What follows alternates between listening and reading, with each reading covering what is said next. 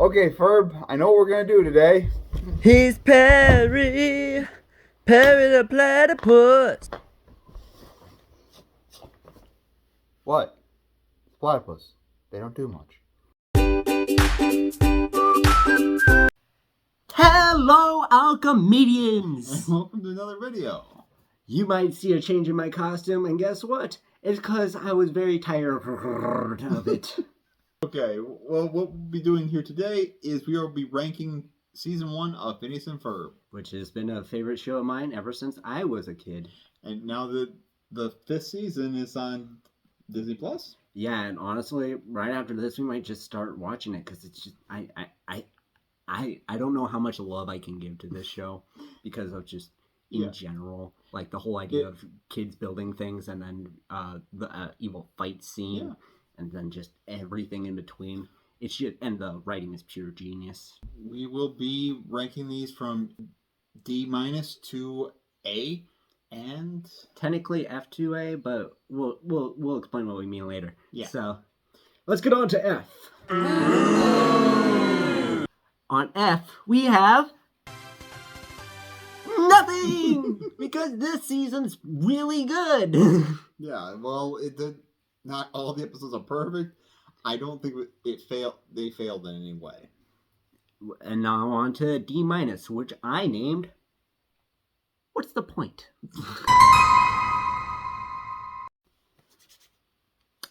The first one is Runaway, Runaway. This hit D-, not because it didn't have any good scenes. It's just the scenes with Candace were a little weird. Yeah, because she tried to bust the boys for becoming a fashion statement. But it's like, so? If they're not wearing anything like... I will say Doofenshmirtz's part was really funny. Yeah, he tried to copy himself so he could cut in line. Most evil geniuses would be like, oh, I'm going to copy myself so there's more of me. Ha ha ha. No, he just wants to cut in line. Yeah. Which is fair. Okay, next in the D- range is Traffic Cam Caper. Yeah, this is the D- category for me just because there's no song. Like, Doofenshmirtz has a little part of it, but it's mostly just Norm, which I love Norm, but like he doesn't even play a part in it. He's just robot. Yeah, and even the Candace part, it was understandable. It was felt a little... And the fact that she didn't know about this from the beginning until like her parents say something, it's like you could have seen the camera like right there. Next, we are going to the D range. We're in another title saying More Boring Than Remembered. And the next one is The Fast and the Phineas. There is funny parts. I mean... Yeah, but honestly, it's like I kind of forget this one and kind of replace it with like the episode where it's a mud world instead of this one, because this one I just immediately think it's that, but no, they're just racing monster trucks. That's kind of all they're doing. Yeah, which is fine. I mean, but Candace really doesn't have anything in this. Phineas and Ferb barely do anything. And the song's okay. Yeah, the song's okay. And in D, we have Toy to the World. Like the idea of like Phineas and Ferb creating a toy. That feels like common knowledge for Phineas and Ferb to do because they're kids and but essentially, what was she trying to bust them for? It was the same problem with the last episode, but this one had a few things going for it. And I will say I love how Candace like tried to get a job just to spy on Jeremy, but then ends up like wearing the outfits that Phineas and Ferb try to create for. And I do like that the whole toll booth thing that Dr. Doofenshmirtz was trying, but that was. You see, like this had some good ideas, but like when I remember back to this episode, I'm just like. Yeah, there's a little incomplete. You know, just that soft expression in theater, you know? Yeah. Anyway. This needed more time. I scream, you scream. That is the next episode in D. And honestly, I like the song.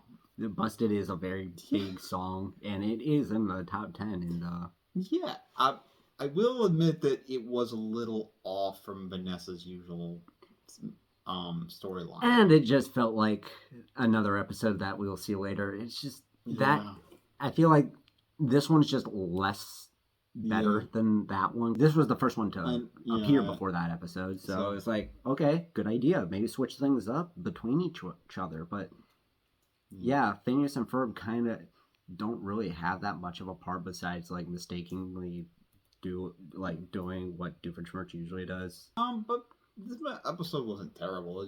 It kind of bled into other episodes. And then the last episode in D. Does this duckbill make me look fat? Okay, I didn't actually hate this episode. There was the whole thing is I forgot about it. I feel like it's shorter than like the plot commands it for it. Yeah. Like Perry and Candace don't really stay that long as each other for as long as they need to, and it was a long time to set up just to have that short time. Again, it was one of those episodes that really needed a longer runtime, and they never gave it to it. And I think the idea of Phineas and Ferb like doing a teleportation device is wonderful, but like, yeah, it's like they could have done way more. Yeah. All right, in D+, we are gonna name this the good part sponge, like where there are some good parts, but like not everything really. Yeah, some things just don't click. Like, Are You My Mummy? Which Phineas and Ferb tried to find a mummy that honestly only existed because Candace was there. That's basically it, and you know what? It was fun to watch. And I think this episode basically exists simply because it was in the theme song. Yeah, the song was really good too. But I say Doofenshmirtz's part really was so forgettable. I only remember Perry getting trapped in a bubble. Yeah, that's fair. He didn't have that big a part in this one. I mean, I don't remember any backstory, nothing. Just Perry getting trapped in a bubble. Okay, next up. Journey to the Center of Candace. Yeah, this one, I don't actually think it's bad because there was some really funny moments. The song is kind of forgettable. Oh yeah, the song was just basically a background noise thing where it just had lyrics. Yeah, but Hemoglobin Highway or whatever it's called. Phineas and Ferb's idea was genius. They really went out there and beyond for what happened in here. And yeah, it was funny that they mistook Candace for Isabella's dog, but and then Doofenshmirtz was hilarious, trying to like mix up everything. And honestly, I kind of agree with his plan. Everyone that can't make up their minds. And then Perry the Platypus just beats up. But yeah, the song was average at best, and yeah, but it still has some good parts in it. Leave the busting to us. Again, there was a really, really funny joke in this episode. And Phineas and Ferb barely had basically any part in this. Yeah. Doofenshmirtz's plan, like doing the whole Ice Age thing. I don't remember the Ice Age part, but I do remember the magic part. Yeah, it's one of the backstories. That was really good. Get Game is the next episode. This just felt like, honestly, just felt like a filler episode, and it kind of downgraded Buford into a generic bully again, and I wouldn't even say that, but yeah, like he kind of becomes more generic than the story elements than he was getting. I will say Candace trying to fix her hair during this entire thing to impress Jeremy, and then like she flips, it's like, oh no, Jeremy's gonna see it, and then it turns all beautiful, and then freaking Perry the Platypus is a dog, and Doofenshmirtz just trained him to be in a dog show. Yeah. That whole part was like the most embarrassing Doofenshmirtz can get. but the whole like F Games part, even though that was a good song, was very... Yeah. And now it is time to go into the C- area, where we have experts in one area. Nice. Cirque du Soleil. Yeah. Candace's part in this episode was way bigger than much of this episode. Like, I don't remember much. That's not a bad thing. Yeah, it's not a bad thing. I don't remember much of Doofenshmirtz's part, but I just remember, like, most of his lines in this. Yeah. And Phineas and Ferb Crane and Circus, that one's just obviously, like, in the storage. Yeah.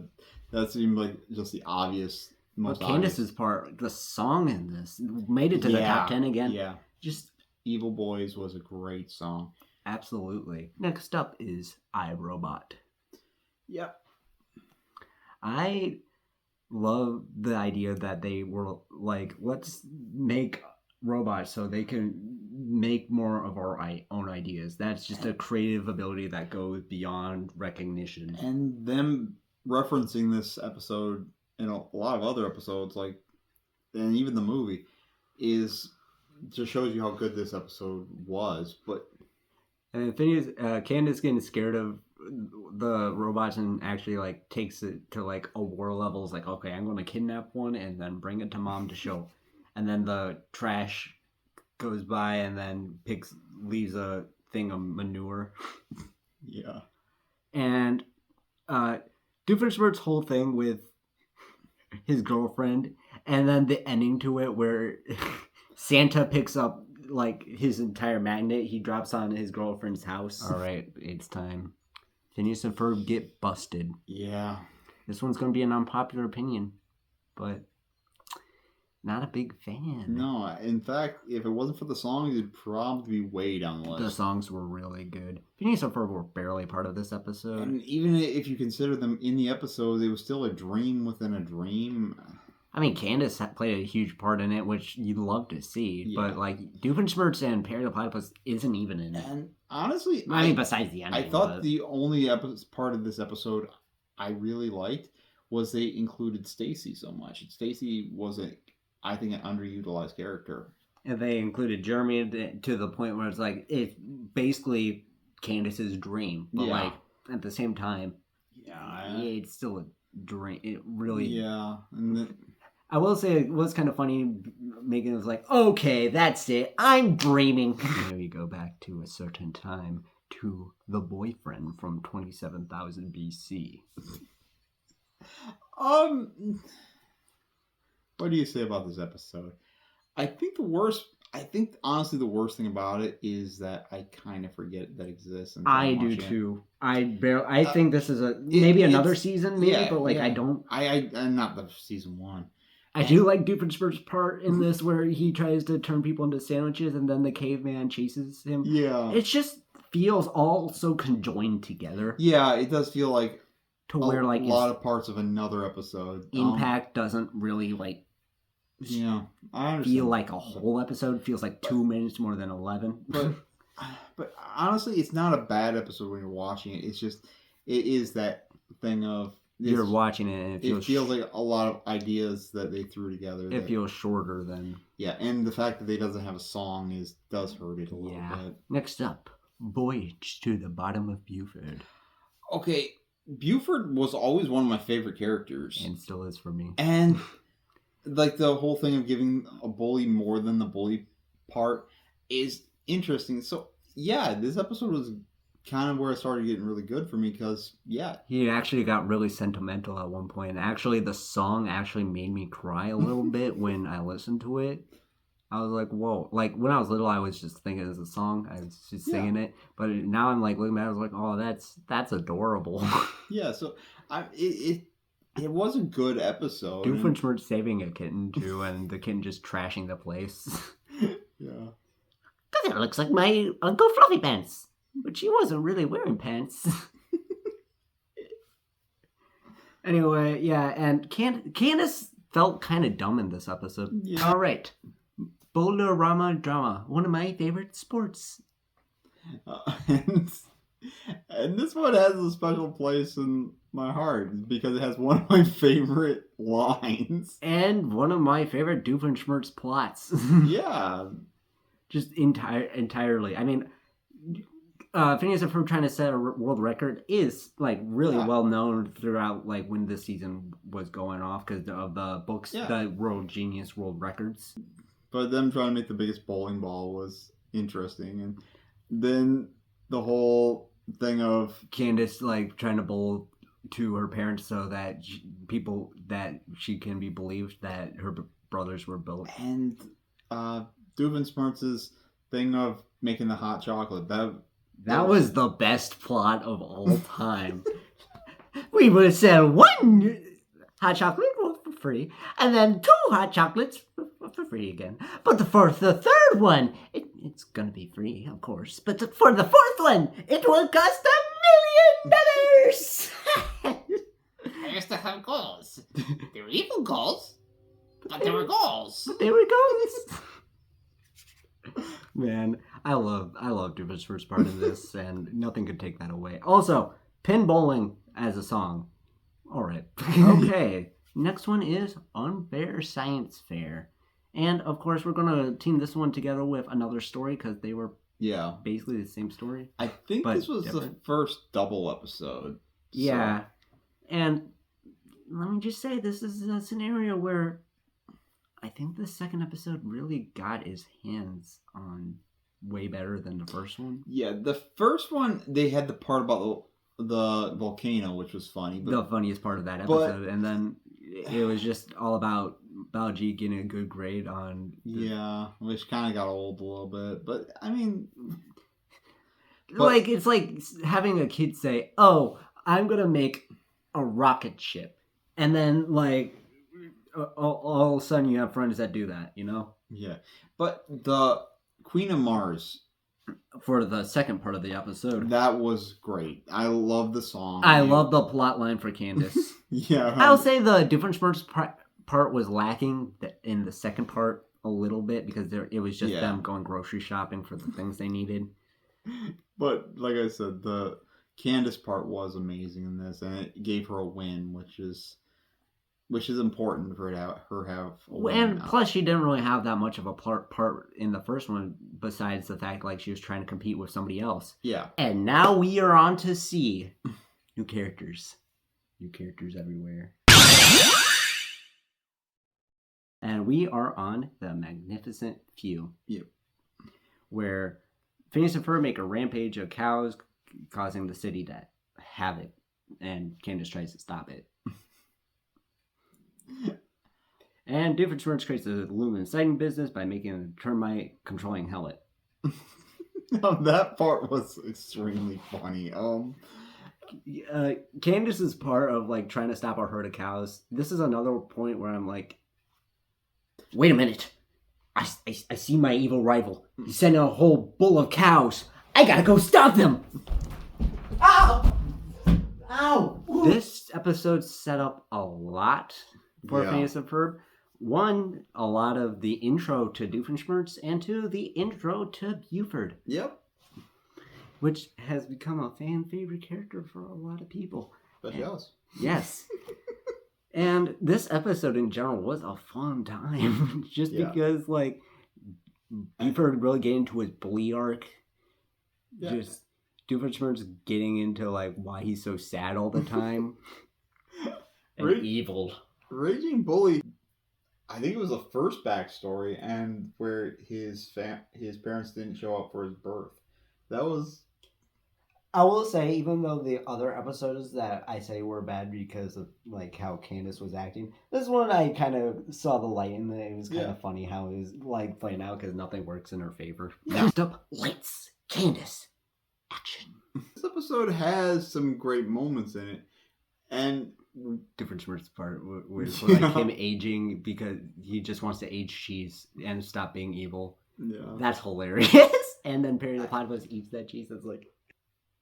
Candace's part was a little weak. I'm not gonna lie. I felt like she was getting bullied. Not gonna lie. Like usually I feel usually it's like she's kind of stupid in this. This one I just feel bad for her because she's part of her own favorite play and she's getting brutally attacked. Yeah, so it's like the Candace part really wasn't all that fun. But if you focus just on the Doofenshmirtz part, it was about. I'll say Phineas and Ferb tried to help in a little bit, but yeah, so I mean, but the Doofenshmirtz part really. This is why like this one is so more up then because just that part alone just makes this a whole episode. Yeah, because it was such a long Doofenshmirtz part, it's hard not to give it at least here. Hey, get that Bigfoot out of my face. This one is interesting because it's one of the episodes they didn't really go so much with the parents, they went with the grandparents, right? And it's the first time that Phineas's grandparents were, like, shown. And honestly, I kind of like the grandparents more. And the way this felt like just a fun episode, where it's just like not too serious about anything, but it's still like Candace dressing up to scare Phineas and Ferb, and then Doofenshmirtz like going on a date, but Perry just blocks him. Like it just seems like good fun. It's like nothing was being really built. But it's just fun. Yeah, that was okay. Boom! One good scare how to do it. This episode was interesting. I felt like it was fun with Phineas and Ferb's part because it was like Phineas actually cares about his friends in a way that's like he's actually like doing something for Isabella. I think the best part of this was Doofenshmirtz's where he was at his mentors. Yeah, and then like Perry just tries to like hide the remote that he's been like, destroy the place in general. Yeah. My golf clubs? I don't even play golf. Just everything about the Doofenshmirtz part was great. The fact that Phineas helped so much with his friends in general. And Candace, actually, with the first introduction of Susie. Yeah, that was good. Which really goes deeper into more episodes. Yeah. All right, next one is Grease Lightning. No, this is the first episode with Norm in it, and I think they did a really good job. Yeah, they made him like to what he truly is inside, and made him more of a character later in the season. Phineas and Ferb doing a chariot race is like and with a really good song, and them kind of nodding to Greek mythology too. And not only that, but also Greece. Don't look at my skirt. One on this list is Crack That Whip, which features, again, the grandma. But it is a new feature of Jeremy's grandma. This one felt like a really like good like, oh, I'm scared of what's gonna happen if actually like loses to me, who I want to win, but I don't want to go easy. That's very confusing for me, like for Candace. And for Phineas and Ferb, they're just making the thing and just having a grand old time like usual. Candace is always an interesting character, but this one kind of went into the depth around her that wasn't just about busting her brothers. So, and I will say they kind of went weak with the Doofenshmirtz and Perry part because Doofenshmirtz just had a headache. They gave him Candace more time, and they kind of took that time away from the B story. But I don't think that wasn't necessarily a bad thing. Perry just destroys the Nader immediately. All right, next one is Out of Tune, which is great. Like a great way to like put in this episode because first of all, we have two creative ideas that don't really go together, but kind of fit in the way that like goes into each other. The only thing that keeps this lore is because of the fact they don't really go together in that way. I gotta agree. Like, okay, they just kind of don't mesh as well as like they make themselves superheroes, and Candace becomes the supervillain, and then Doofenshmirtz creates a dance machine because. And you think that this would have had a song at some point? Yeah, because of the dancing and stuff, like. And it didn't, and that was a big thing for this one. La Gnome Beach Party of Terror, which is in our next part, C+, Inconsistently Fun Episodes. This is the episode where Doofenshmirtz became the lawn gnome when he was a little kid. And the first time he's had a backstory. Yeah, it was. And Phineas and Ferb make a beach and honestly make Candace happy. Yeah, so the song was a little weak, and that's why it gets put down a little bit. But besides that, I mean... It's still in the C+ range. Yeah. It's still passing. Next episode is A Hard Day's Night. Okay, so I will do this. And the thing is, again, I do like the grandparents a lot more than the parents. And I think it's interesting that they're really supportive instead of they just don't know they're geniuses. I think that adds to that their overall like characters. I did like the song, even I understand that it wasn't much of a song, but it still puts it better than a lot of the episodes with no song. I personally believe that Candace in this episode was kind of. It doesn't seem like a whole Candace thing to do. Like, cheat on Jeremy, even though she has previous episodes know that he is his boyfriend. Last one in the C+ range is Oil on Candace. Yeah, and my favorite part of this was the song. It impressed my professor and that whole story. Yeah, the Doofenshmirtz part. It is weird that this one's called Oil on Candace when Candace is not even that featured in this. I mean, she is, but like, I feel like she's barely there, Yeah. Like, I love when Phineas and Ferb helps their friends, even though they're not reoccurring and should reoccur in season 5 if he can. Please. Let it go. Reintroduce Django. Come on. Even though I'm not pronouncing it right. Come on. You can do it. I believe in you. Let it go. I can't. Okay. Anyway. Yeah. Impressing my professor in that whole story. Amazing. Is in a range I'd like to call the classic episodes in B- territory. And Roller Coaster, the first episode. This shows what a pilot can do for an animated show. Yeah, and it really introduced everybody really well with Phineas and Ferb, Candace, Doofenshmirtz, and Monogram, and Perry the Platypus. Just every single one of the characters are introduced very well to their simplistic designs to where... Yeah. I don't think Baljeet was introduced yet, and no, well, Isabella was introduced too. Yeah. It's just all the classic characters really were introduced in this way and worked really well. When Dr. Doofenshmirtz tried to reverse with aluminum, that was great. Yeah, and honestly, he was actually trying to be evil at that point. Yeah. Okay, next one is Candace loses her head. And this is one where they remodel Mount Rushmore from Candace. And I believe one of the nicest things, like, even though this is the second episode, the nicest things that they have done for her. Yeah, they did a lot of messed up stuff.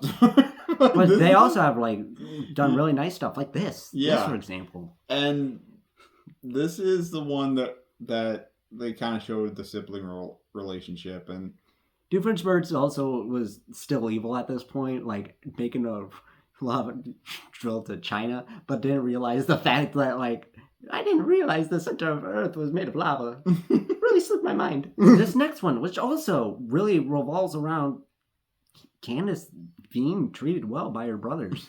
It's a mud world. This is the one where they help her learn how to parallel park. Yes, and I cannot say that with a straight face because I can't Say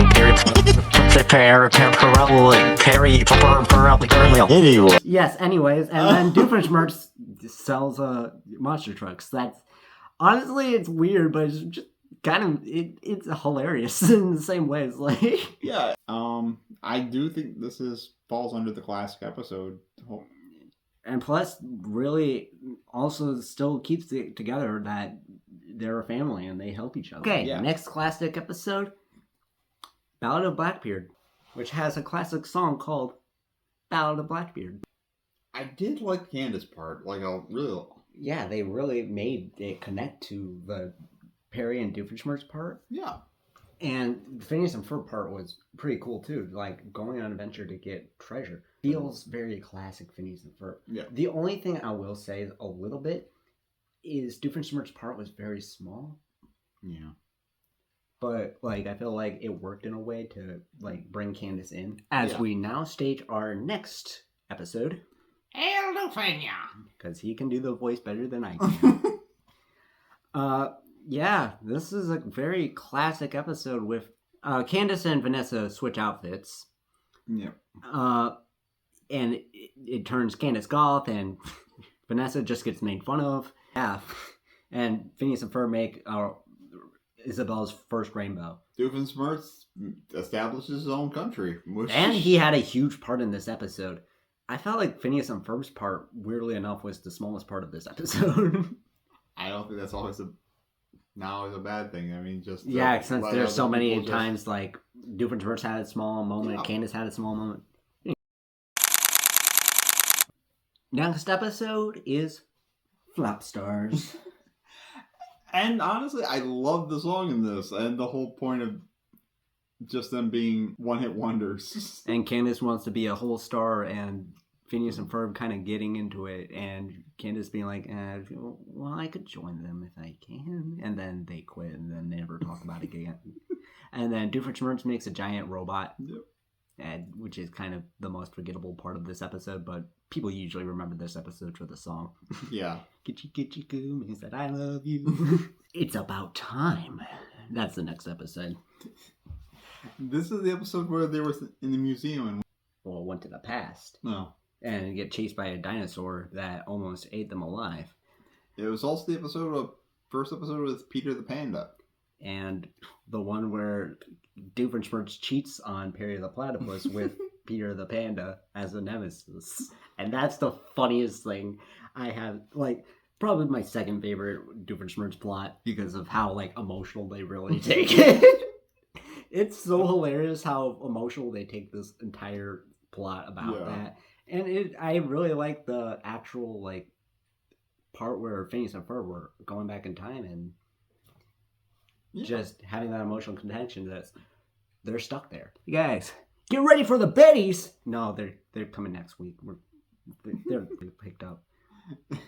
Anyway, this episode had a great song, and I feel like Candace's whole like arc during this episode was strong to she was push herself toward this. And with Phineas and Ferb like combining with Perry the Platypus's like whole thing where like Phineas actually thinks Ferb made all this, but he didn't. And again, to have Candace actually stand up for herself and to her to be the central point of the episode, and to have Stacy more. And again, even though Doofenshmirtz isn't part of this episode that much, this was really enjoyable in the Phineas and Ferb and Candace side of things. Wow!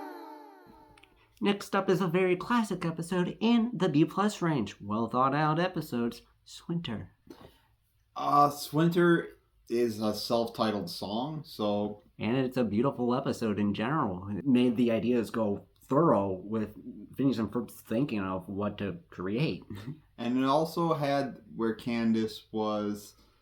very jealous of that girlfriend that Jeremy was with, even though that was his cousin that lives in another area. So that could be good or bad depending on... So if you didn't like this episode, that's probably why, but I think it was a funny arc. I think it's just a classic episode that really like screams to my heart. Next up, probably one of the best grandparents episodes, The Flying Fishmonger. Not just for that, it's also Doofenshmirtz. This is the episode where the bully kept kicking sand in his face. When I was in the sandbox, sand! When I was balancing my checkbook, sand! The beach! Surprisingly nothing. And Candace just tries to bust the boys, but you know what? Again, not all episodes like that doesn't feature a certain character. It has to be like... Yeah, but the whole thing of them and their grandpa trying to relive his glory days was really sweet, honestly, and really showed how loving they are to their family. Whoa, Nick, put that putter away. Come on. Put that putter away was interesting because it featured a lot of Stacy, which is a good character. Really, really good character. So, and I love golf, second favorite sport. Not only that, it kind of showed the interesting nature of miniature golf and, the whole... And what happens when Candace is sick during a day of the time she wants to bust her brothers. And the Doofenshmirtz part of this episode was just amazing. It was fantastic. It was just him blowing leaves on his neighbor's lawn. Next episode, The Monster of Phineas and Ferbenstein.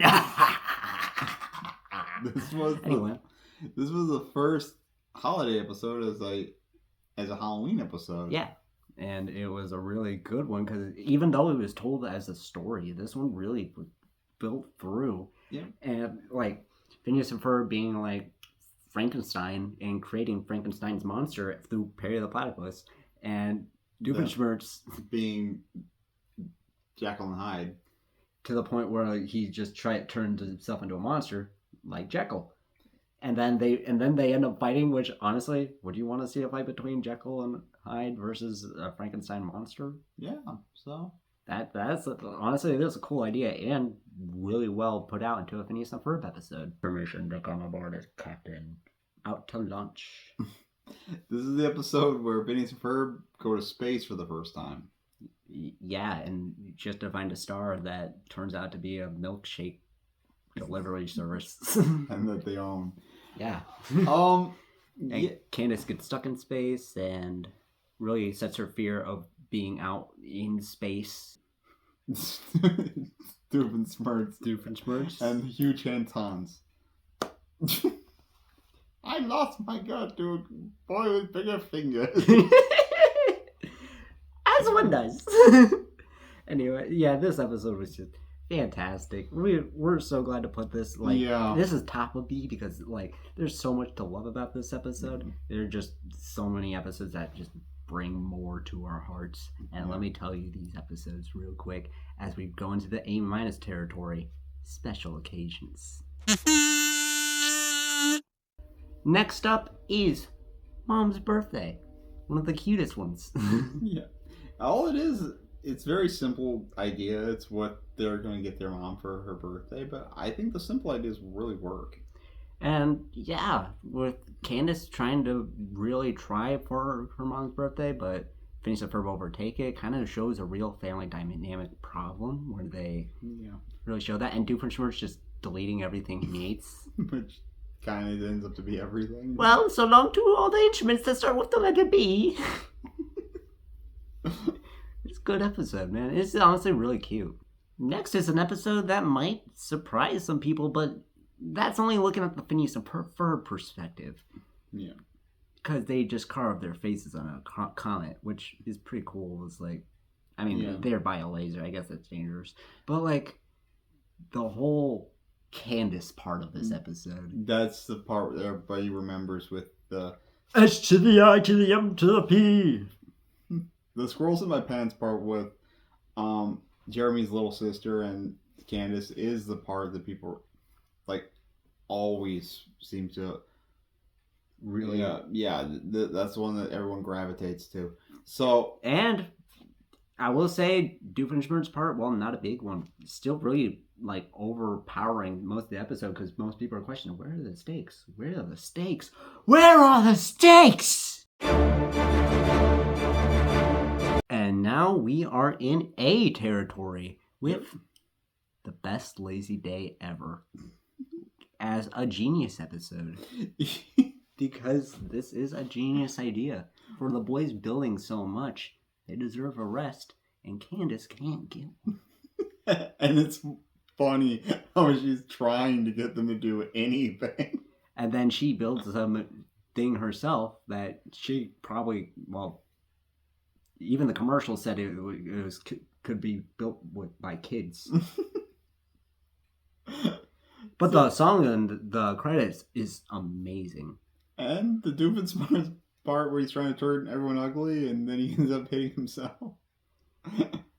And it doesn't do anything. How do you turn something so ugly into something beautiful? Next in our favorites, I would consider this one to be my favorite. Tree to Get Ready. Honestly, like when rewatching these, I didn't know which one would be my favorite because I just love Phineas and Ferb so much. But this one really screams like, oh my gosh, this is such a family connection thing that like really goes into it. And Phineas and Doofenshmirtz doing something so silly as something evil is so great and so in character for who he is. Oh my gosh, I love this episode so much. It has a lot to go into it. Anything you want to say about it? No, I just really love the song in this one. In the tub of Pigeon hooky. Okay, and then features our last and best episode of the season. My favorite episode, dude, we're getting the band back together. This one really takes the cake for how big they wanted this for this one. Yeah, I mean, they had 5 songs, and this was voiced by the people from Bowling for Soup. Which, honestly, are a great band. I love the fact that Candace tries to distract Mom from looking at Phineas and Ferb doing instead of the opposite, because this is for love. The dad kind of got a lot of credit that he didn't really deserve. But you know what? It was all sweet in the end, because that's just how it was. And Doofenshmirtz trying to impress his daughter. Yeah, he's trying to do get Vanessa's party and show that he was really a better dad than... Even though he throws a rocket with his... No, that's kind of his whole thing, yeah. So... But yeah, everything about this episode in general was screaming big. Plus there was like 5 songs in here that were amazing. Yeah. And we will see you for the next one. We love Phineas and Ferb so much. Not as much as we love you guys. And please put down whatever you want to see in the comments. And you know what? Say your favorite Phineas and Ferb season 1 episode in the comments if you want to. Okay. Please take care, our comedians. Love y'all.